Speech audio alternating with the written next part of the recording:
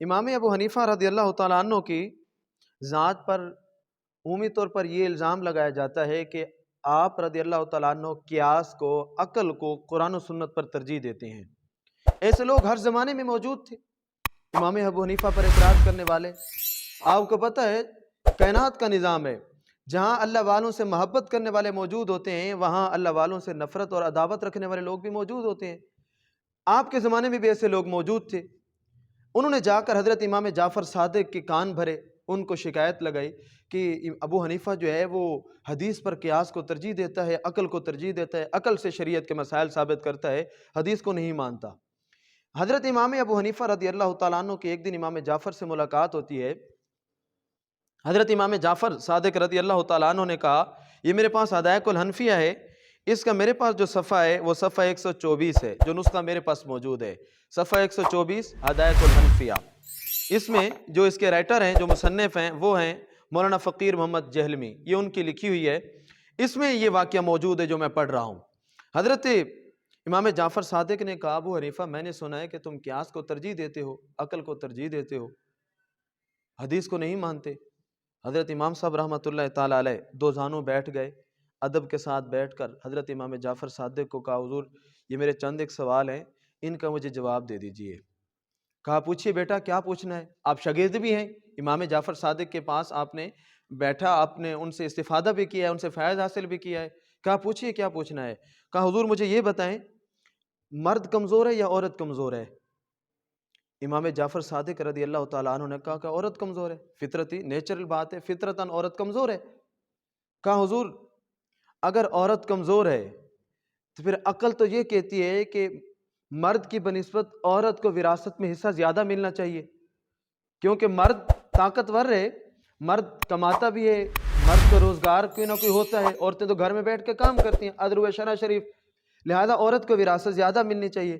عقل تو یہ کہتی ہے کہ عورت کو وراثت زیادہ ملنی چاہیے۔ اگر میں عقل کی پیروی کرتا تو میں یہ کہتا کہ عورت کو مرد سے زیادہ وراثت دی جائے، لیکن میں نے عقل کو مصطفیٰ کی شریعت پر قربان کر کے میں نے کہا نہیں، مرد کو وراثت میں حصہ زیادہ ملے گا، عورت کو اس کا نصف ملے گا۔ پھر اس کے بعد کہا حضور دوسرا میرا سوال یہ ہے، مجھے یہ بتائیں کہ نماز افضل ہے یا روزہ افضل ہے؟ شریعت کے یہ جو ارکان خمسہ ہیں، ان میں نماز روزہ دونوں رکن ہیں، نماز بھی شریعت کا رکن ہے اسلام کا، اور روزہ بھی رکن ہے، دونوں کی فضیلتیں ہیں، لیکن ان میں نماز افضل ہے یا روزہ افضل ہے؟ حضرت امام جعفر صادق رضی اللہ تعالیٰ عنہ نے کہا کہ نماز افضل ہے۔ میرا سوال یہ ہے کہ عورت کے مہینے کے اندر کچھ ایام ایسے آتے ہیں کہ جن ایام میں وہ نماز نہیں پڑھ سکتی، وہ جو ایام مخصوصہ ہوتے ہیں جن میں شرعی طور پر وہ نماز نہیں پڑھ سکتی، روزہ بھی نہیں رکھ سکتی۔ اب جب وہ پاک ہوتی ہے، عقل یہ کہتی ہے کہ نماز افضل ہے، لہٰذا وہ نماز کی قضا کرے۔ شریعت یہ کہتی ہے کہ نماز کی قضا نہیں کرے گی، روزے کی قضا کرے گی۔ اگر رمضان کے دنوں میں عورت کے ساتھ ایسا واقعہ پیش آ جاتا ہے، وہ دن آ جاتے ہیں اور اس کے روزے رہ جاتے ہیں، تو ان روزوں کے بعد میں وہ قضا کرے گی، لیکن نماز کی وہ قضا نہیں کرے گی۔ زندگی میں کبھی بھی اگر ایسے دن آ جاتے تو نماز کی قضا نہیں ہے۔ اگر میں عقل کی پیروی کرتا، قیاس کو ترجیح دیتا، تو پھر میں یہ کہتا کہ وہ عورت نماز کی قضا کرے، روزوں کی قضا نہ کرے، لیکن عقل قربان کن بپیش مصطفیٰ۔ ابو حنیفہ کون ہوتا ہے جو قیاس کو، اپنی عقل کو حدیث رسول پر ترجیح دے؟ ایسا حضور کبھی بھی نہیں ہو سکتا۔ میں نے حضور کی شریعت کی فرما برداری کرتے ہوئے کہا عورت روزے کی قضا کرے گی، نماز کی کبھی بھی قضا نہیں کرے گی۔